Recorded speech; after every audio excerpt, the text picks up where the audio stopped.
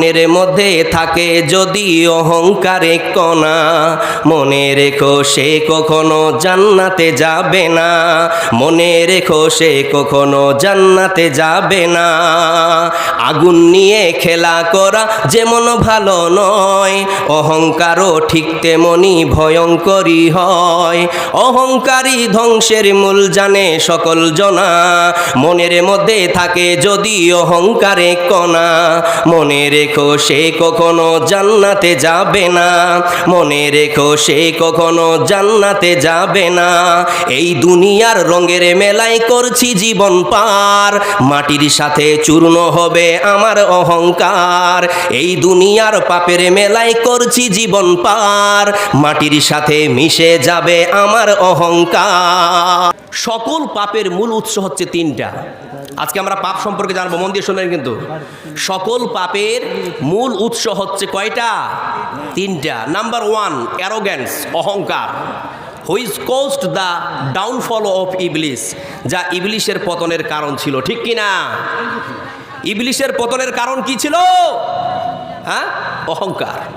চলুন আমরা এই বিষয়টা একটু কোরআন থেকে শুনি। রব্বুল আলামিন বলেন, وَإِذْ قُلْنَا لِلْمَلَائِكَةِ اسْجُدُوا لِآدَمَ فَسَجَدُوا إِلَّا إِبْلِيسَ أَبَى وَاسْتَكْبَرَ وَكَانَ مِنَ الْكَافِرِينَ।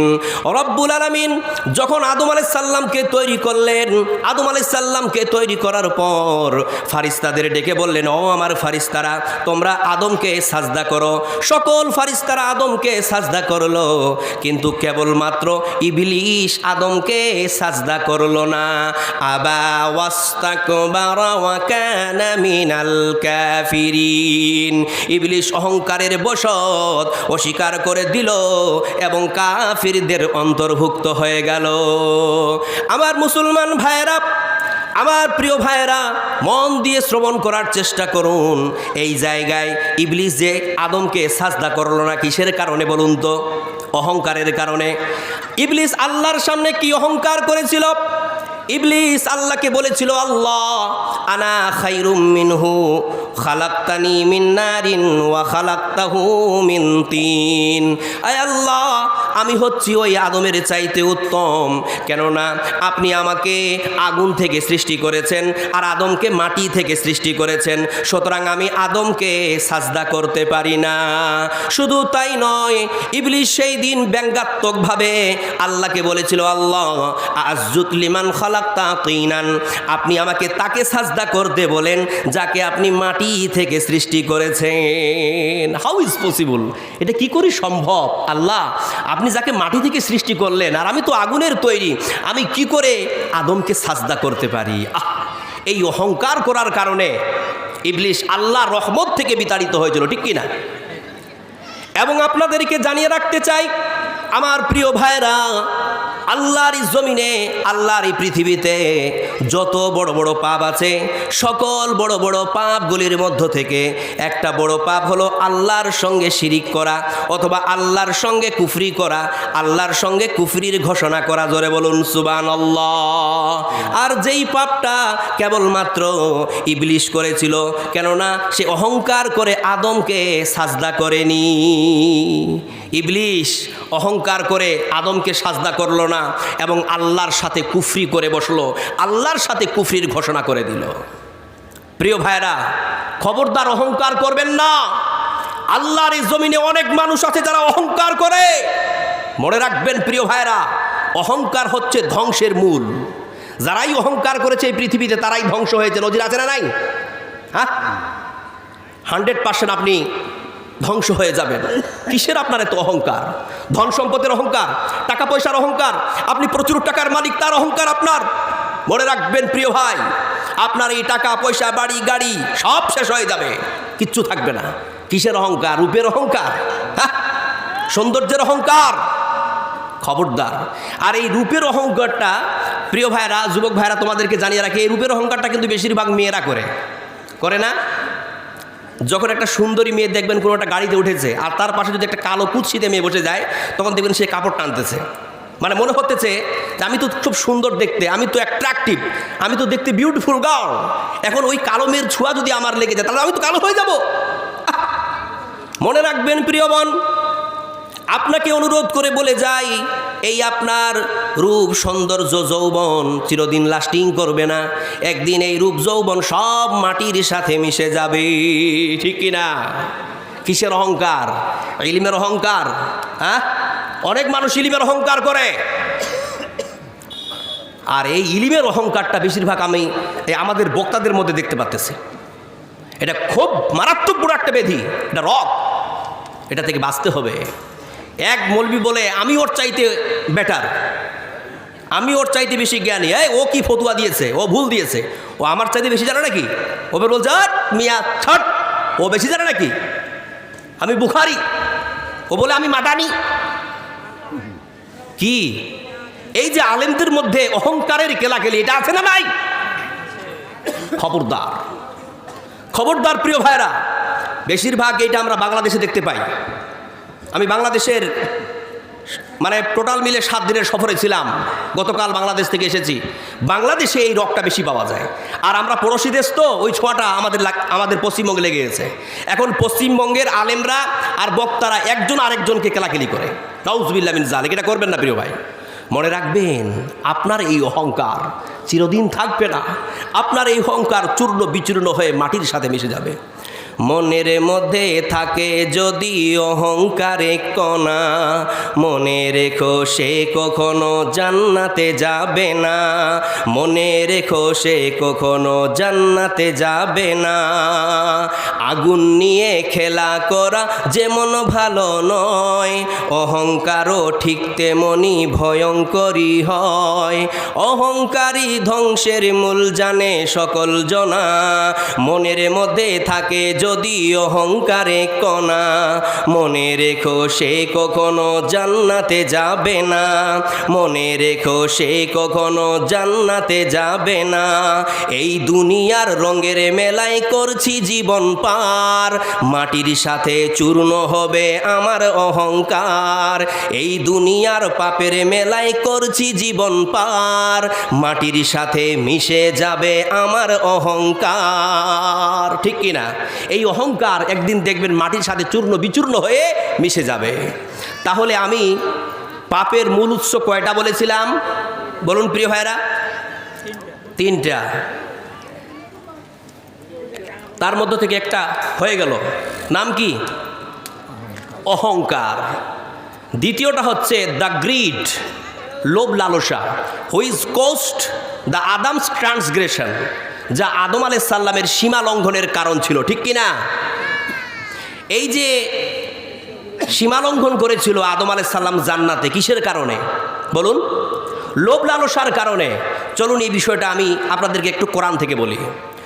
রব্বুল আলামিন বলেন, وَقُلْنَا يَا آدَمُ اسْكُنْ أَنْتَ وَزَوْجُكَ الْجَنَّةَ وَكُلَا مِنْهَا رَغَدًا حَيْثُ شِئْتُمَا وَلَا تَقْرَبَا هَٰذِهِ الشَّجَرَةَ فَتَكُونَا مِنَ الظَّالِمِينَ।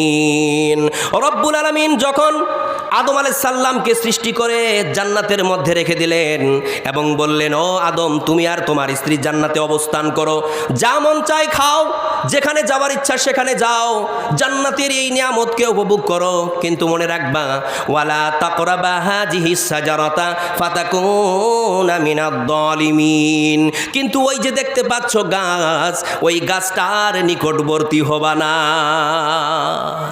কিছুক্ষণ পর ইবলিস চলে এসেছে আদমের কাছে, এসে বলছে, আদম, আল্লাহ যে তোমাকে জান্নাতে রাখলো আর বলল তোমার যা মন চাই খাও, যেখানে যাওয়ার ইচ্ছা সেখানে যাও, কিন্তু ওই যে গাছ, ওই গাছের নিকটবর্তী হইও না, এটার কারণ কি তুমি জানো? তখন আদম বলছে, আই ডোন্ট নো, আমি তো জানি না। তখন ইবলিস বলছে, শোনো আদম, যদি তুমি একবার ওই গাছের নিকটবর্তী হয়ে যাও তাহলে তুমি এই জান্নাতে পার্মানেন্টলি হয়ে যাবা। আল্লাহ তোমাকে জান্নাতে পার্মানেন্ট রাখতে চায় না, তার জন্য ওই গাছের নিকটবর্তী হতে মানা করেছে। এই ওয়াসওয়াসা দিয়ে ইবলিস সরে বলল। কিছুক্ষণ পর আদম এবং আদমের স্ত্রী হাওয়া আলাইহিস সালাম দুজনেই ওই ইবলিশের ওয়াসওয়াসার শিকার হয়ে গেল এবং লোভ লালসার শিকার হয়ে গেল। লোভ লালসার শিকার হয়ে ওই গাছের নিকটবর্তী হয়ে গেল এবং আল্লাহর আদেশ অমান্য করে সীমালঙ্ঘনকারীদের অন্তর্ভুক্ত হয়ে গেল। এই যে আদম আলাইহিস সালাম আল্লাহর আদেশ অমান্য করে সীমালঙ্ঘন করলেন কিসের কারণে বলুন তো প্রিয় ভাইরা? লোভ লালসার কারণে। লোভ করবেন? করবেন? এদিকে এই লোভ করবেন না, কখনো লোভ করবেন না। এই লোভ আপনাকে কোনোদিন উন্নতি করাতে পারে না। আপনি আপনার ভাইকে দেখে হিংসা করেন আর আপনি লোভে পড়ে যান। হয়তো এখানে কেউ ছেড়ে চলে গেছে আপনার 10,000 টাকা, আপনি দেখতে পেয়েছেন।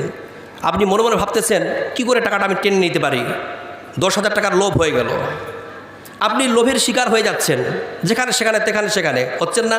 পৃথিবীর অনেক মানুষ লোভের শিকার হয়, কিন্তু আপনি কি শিক্ষিত নন? আপনি কি জানেন না অতি লোভ এ তাতি নষ্ট, বেশি লোভ ভালো নয়, লোভে পাপ, পাপে মৃত্যু, এটা কি আপনি জানেন না? যারা পৃথিবীতে লোভের শিকার হয়েছে, লালসার শিকার হয়েছে, তারাই ধ্বংস হয়ে গেছে। লোভ লালসা এটা মারাত্মক বড় একটা ডেঞ্জার বিষয়, যেই বিষয়টা আল্লাহর সাথে সীমা লঙ্ঘন করিয়ে ছাড়ে কি ছাড়ে না? আদম আলাইহিস সালাম এই লোভ লালসার কারণে আল্লাহর সাথে সীমা লঙ্ঘন করে দিল। আপনি কি জানেন প্রিয় ভাইয়েরা, আল্লাহরই জমিনে, আল্লাহরই পৃথিবীতে যত পাপ আছে সকল পাপগুলির মধ্য থেকে একটা বড় পাপ হলো আল্লাহর সাথে সীমা লঙ্ঘন করা। আর যেই পাপটা কেবলমাত্র ইবলিশের ওয়াসওয়াসায় পড়ে আদম আলাইহিস সালাম করেছিলেন। জোরে বলুন সুবহানাল্লাহ, ঠিক কি না? প্রিয় ভাইরা, একটা বিষয় আমি এখানে ক্লিয়ার করতে চাই, সেটা হচ্ছে এই যে শয়তানও আল্লাহর আদেশ অমান্য করে পাপ করলো, আর আদম আলাইহিস সালাম সেও আল্লাহর আদেশ অমান্য করে পাপ করলো। তাহলে শয়তান আর মানুষের মধ্যে পার্থক্যটা কোথায় বলতে পারবেন? Anyone? Can anyone tell me? জি, মাশাআল্লাহ, এই ইউটিউবার ভাই সঠিক উত্তর দিয়েছে। কারণ ইবলিশ পাপ করার পর সে আল্লাহর কাছে নত স্বীকার হয় নাই, আল্লাহর কাছে ক্ষমা চায় নাই। কিন্তু আদম আলাইহিস সালাম পাপ করার পর আল্লাহর কাছে নত স্বীকার হয়ে ক্ষমা চেয়েছিলেন এবং আল্লাহ তাআলা মাফ করে দিয়েছিলেন। জোরে বলুন সুবহানাল্লাহ। সেই দিন যদি ইবলিশও আল্লাহর কাছে ক্ষমা চাইতো তাহলে আল্লাহ তাআলা ইবলিশরেও মাফ করে দিতেন। জোরে বলুন সুবহানাল্লাহ। পাপ এই লোভ লালসা করবেন?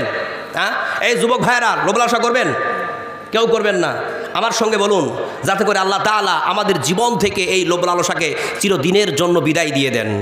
আমার কমল হৃদয়ে লাগে না যেন কভু লোভ লালসা, আমার কমল হৃদয়ে লাগে না যেন কভু লোভ লালসা, জীবনে প্রতিক্ষণে করি আমি প্রভু তোমাকে পাওয়ার আশা, দাও ঢেলে দাও তুমি আমার দিলেতে, দাও ঢেলে দাও তুমি আমার দিলেতে, তোমারই ভয় হর হামেশা, আমার কোমল হৃদয়ে লাগে না যেন কভু লোভ লালসা, আমার কোমল হৃদয়ে লাগে না যেন কভু লোভ লালসা, ঠিক কিনা?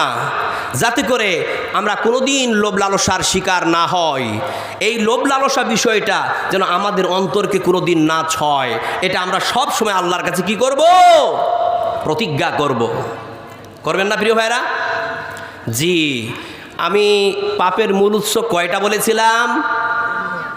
এই প্রিয় ভাইরা, জালসার এই মাহফিলগুলোকে আনন্দ আর বিনোদনের মাঠ মনে করবেন না, এটাকে ক্লাসিক্যাল নিন। এখানে এসেছেন কিছু শিখে যান। শিখতে গেলে শিক্ষক আর ছাত্রের মধ্যে একটু কথোপকথন লাগবে, তার সঙ্গে একটা কমিউনিকেশন থাকতে হবে, তাই না? কনভারসেশন হতে হবে কি হবে না? অবশ্যই হবে। তাহলে আমরা কনভারসেশনের সাথে কথোপকথনের আকারে কথা বলবো। আমি জানি আমি একজন ক্ষুদ্র মানুষ, এখানে আমার সামনে বসে আছেন অনেক বিজ্ঞ জ্ঞানী মানুষরা বসে আছেন, কিন্তু মাফ করবেন আমি এখনকার জন্য নিজেকে শিক্ষক মনে করতেছি আর আপনাদের সকলকে ছাত্র মনে করতেছি, কিন্তু ইনডাইরেক্টলি এখানে এমন কিছু মানুষ বসে আছেন যিনার আমি ছাত্র হওয়ার যোগ্যতা রাখি না।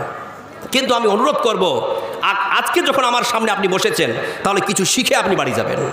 আমি পাপের মূল উৎস কয়টা বলেছিলাম? তিনটা। অ্যারোগেন্স অহংকার, গ্রিড লোভ লালসা, দুটোর উপর আলোচনা হয়েছে তো। এবার চলুন জেলেসি হিংসা, which cost the murder of Habil, যা হাবিলের হত্যার কারণ ছিল, ঠিক কি না? হাবিল যে হত্যা হয়েছিল কিসের কারণে বলতে পারবেন? হিংসার কারণে। কারণ আমরা জানি যে আদম আলাইহিস সালামের দুই সন্তান হাবিল ও কাবিল। হাবিলও বলে যে আমি আকলিমাকে বিয়ে করব, আবার কাবিলও বলে আমি আকলিমাকে বিয়ে করব। বড় বড় ফাসাদ হয়ে গেল না? তখন আল্লাহ তাআলার আদেশে আদম আলাইহিস সালাম তার দুই পুত্রকে আদেশ করলেন যে তোমরা তোমাদের প্রিয় কোনো একটা বস্তুকে আল্লাহ রাস্তায় কুরবানি করো, যার কুরবানিটা কবুল হয়ে যাবে সে ইকলিমাকে বিয়ে করবে। ইজ কাররাবা কুরবানান ফাতুকুব্বিলা মিন আহাদিহিমা ওয়া লাম ইউতাকাব্বাল মিনাল আখার। তারা উভয় আল্লাহর রাস্তায় প্রিয় বস্তুকে কুরবানি করে দিল। কুরবানি করার পর তাদের উভয়ের মধ্য থেকে একজনের কুরবানি আল্লাহর কাছে কবুল হয়ে গেল, আর একজনের কুরবানি কবুল হলো না। অর্থাৎ হাবিলের কুরবানি কবুল হয়ে গেল আর কাবিলের কুরবানি কবুল হলো না।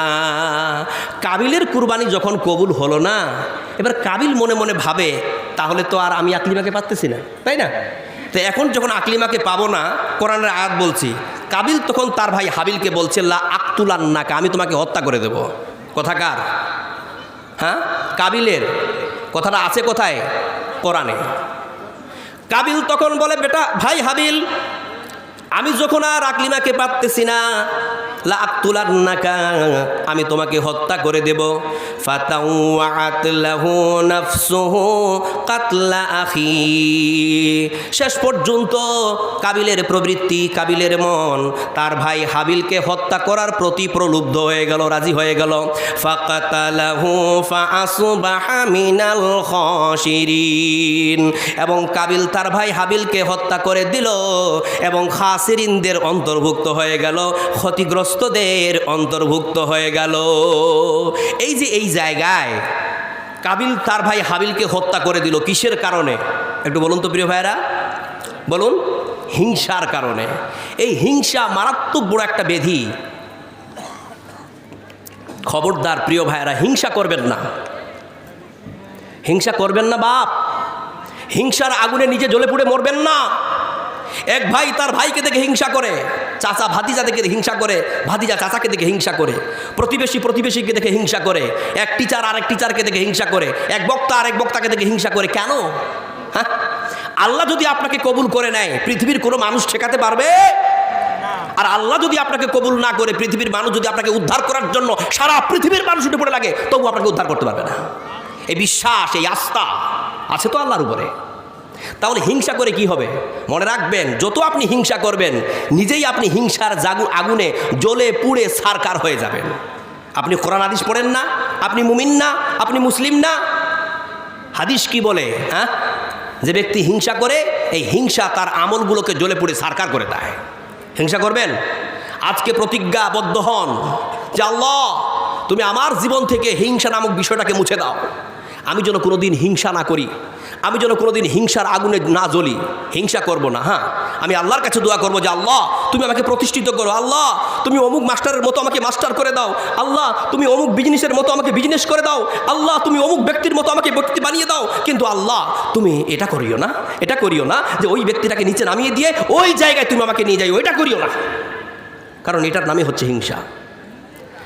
আগুন যেমন কাঠকে পুড়ে দেয় করে দেয় ছাই, হিংসাতে মন ধ্বংস করে ঈমান আমল ভাই। আগুন যেমন কাঠকে পুড়ে দেয় করে দেয় ছাই, হিংসা হিংসাতে মন ধ্বংস করে ঈমান আমল ভাই, পাথর করে দেয় যে মন হৃদয় করে ক্ষয়। হিংসা করা ভালো নয়, হিংসাতেই মন লুপ্ত হয়। হিংসা মনে বিভেদ আনে, হৃদয় করে ক্ষুণ্ণ। ভালোবাসার মিলনগুলি দায় করে দায় ছিন্ন। হিংসা পুষে রেখো না, কারো হৃদয় ভেঙ্গো না। হিংসা পুষে রেখো না, কারো হৃদয় ভেঙ্গো না। আগুন যেমন কাঠকে পুড়ে দায় করে দায় ছাই, হিংসাতে মন ধ্বংস করে ঈমান আমল ভাই। লিল্লাহি তাকবীর। সুতরাং আমরা জানতে পারলাম যে পাপের মূল উৎস হচ্ছে তিনটা। নাম্বার 1 অ্যারোগেন্স, অহংকার। নাম্বার 2 গ্রিড, লোভ লালসা। নাম্বার 3 জেলেসি, হিংসা। আল্লাহ ইয়া ইলাহাল আলামিন, ইয়া রাব্বুল আলামিন, তুমি আমাদের সকলকেই অহংকার মুক্ত, লোভ লালসা মুক্ত এবং হিংসা মুক্ত জীবন গড়ার তৌফিক দান করো। জোরে বলুন আমিন।